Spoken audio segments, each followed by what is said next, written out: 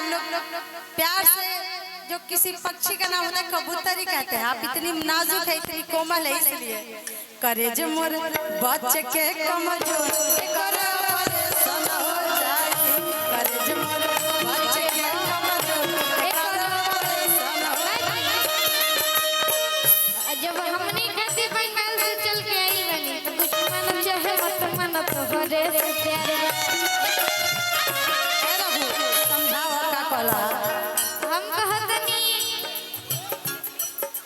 अच्छा मानिए, अच्छा है हम हिंदी भाषा में कह दे भैया।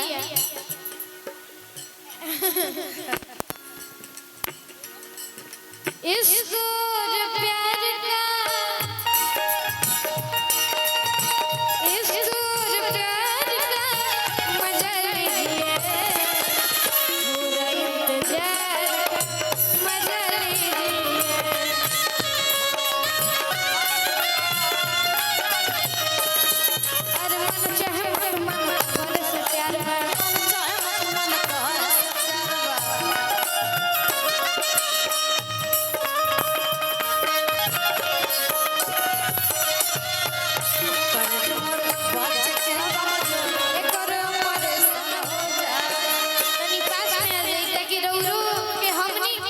कुछ कहे में मजा थोड़ा आपको पास में बुला रहे हैं। पास जी कहें।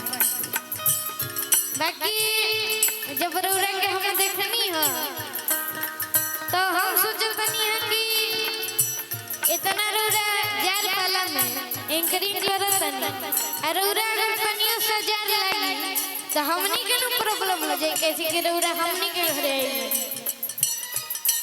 हाँ तो यही हम कहो, अरे तोहर फिक्रिया सरिया गलता